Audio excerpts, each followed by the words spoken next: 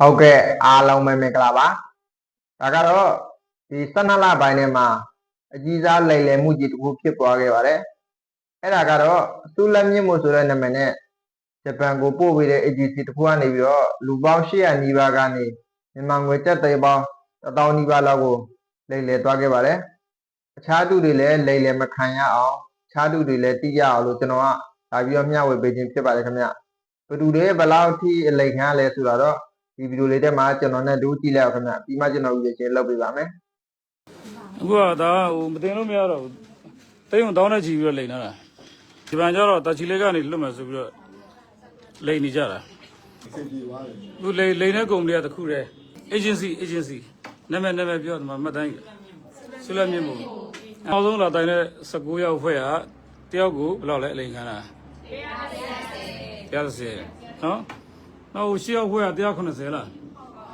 နောက်ပြီးတော့9ယောက်ဖွဲ့ရ9ယောက်2ဖွဲ့ရ130စီဟိုခုနပြောတာကြားတာသူတို့ထိုင်းကိုပို့လာပြီးတော့မှဂျပန်ကိုမပို့ဘဲနဲ့ထားတာလူ900လောက်ရှိရလားအဲ့ဒါဆိုသိန်း200ကျော်လောက်ယူတာမဟုတ်နဲတာမဟုတ်ဘူးเนาะလူတယောက်ပဲအနည်းဆုံးသိန်း150ဗျာလူပေါင်း900ကျော်800နီးပါးဆိုတော့တွက်တာကြည့်လိုက်တော့သူတို့ကတေးသေးချာချာအောင်เนาะအစီအစဉ်ဆွဲပြီးတော့လိန်သွားတာတေးလေးမဟုတ်တကယ်အကြီးလောက်သွားတာเนาะဆက်ဆိုလဲနည်းနည်းတော့အပမာဏမဟုတ်ပါဘူးဒါကတော့သူတို့ဘလောက်တော့အချိန်ယူပြီးတော့ပလန်ဆွဲပြီးလိန်သွားလည်းမသိဘူးဒီစူလက်မြင့်မို့ဆိုတဲ့ကုမ္ပဏီကိုသူတို့မေလာထေကပိတ်သိမ်းခံရတဲ့ကုမ္ပဏီပါစူလက်မြင့်မို့ဆိုတဲ့နာမည်ကိုသူတို့အစိုးရဘက်ကပိတ်သိမ်းလိုက်တဲ့အခါမှာတော့သူတို့နေဝင်းကပါဆိုတဲ့နာမည်နဲ့တစ်ခါထပ်လုပ်တယ်ပြီးတော့နိုင်ထက်ဝေဆိုတဲ့နာမည်နဲ့လည်းသူတို့တစ်ခါထပ်လုပ်တယ်သူတို့ကတေးသေးချာချာလေးကိုအပွက်ကြကြစီစဉ်ပြီးလိန်သွားတာပါဘယ်လိုမျိုးလိန်တာလဲဆိုတော့တင်တန်းနေတက်တဲ့အမှန်ကန်တက်တာပဲ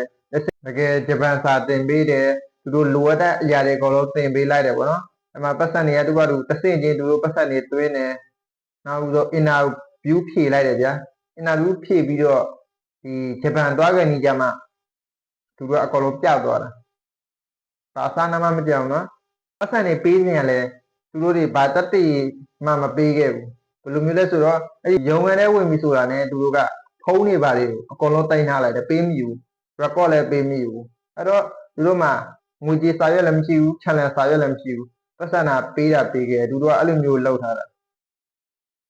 အဆိုးဆုံးကအဲ့ဘက်မှာပို့ထားတဲ့လူ900ကျော်တဲ့စဉ်းစားတာကြည့်လိုက်တော့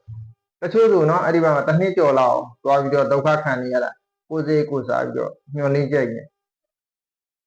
အဲ့ဒါကြောင့်မို့အခြားလူတွေလည်းအလိမ်မခံရအောင်ပေါ့နော်တကယ်သတိထားကြပါလို့ပြောချင်ပါတယ်ခုခေတ်မှာဆိုရင်ပေါ့နော်လူတွေကိုလွယ်လွယ်နဲ့မယုံကြပါနဲ့လို့ပြောချင်ပါတယ်ကိုလုံးမဲ့အလုပ်တစ်ခုကိုတိတိကျကျလေးလာပါဒါကလည်းအလိမ်ခံတဲ့လူတွေသူတို့လည်းလေးလာထားမှာပါဒါပေမဲ့လိမ်တဲ့လူကတအားပြီးရင်တော့မှလည်းသူတို့ပိတ်ချိန်ကြီးကပလန်တွေဆွဲပြီးတော့လိမ်ဖို့စီစဉ်တာလည်းမသိပါဘူးနောက်ပြီးတော့ထိုင်းကလူတွေဆိုလို့ရှိရင်ပေါ့နော်သူအလဲဗီဇာနဲ့ပို့ထားပြီးတော့ပတ်စပို့တွေမှတ်ပုံတွေနဲ့သူတို့အကုန်တင်ထားပါတယ်အခုကျမှဒီလူတွေပေါ့နော်အင်တာဗျူးအောက်သွားပြီးဂျပန်ပို့ပေးမယ်ဆိုပြီးမှဒီရက်ပိုင်းလေးမှာပဲသူတို့ကအကုန်လုံးစနာပြောက်ပြီးတော့လစ်ပြေးသွားပါတယ်ဒါကြောင့်အခြားလူတွေလည်းပေါ့နော်ဒီလိုမျိုးလိမ်ခံမသိရကျွန်တော်ဒီဗီဒီယိုလေးကိုလုပ်ပေးခြင်းဖြစ်ပါတယ်ကိုနိုင်ငံခြားသွားမယ်အပေနိုင်ငံပဲဖြစ်ဖြစ်ပါ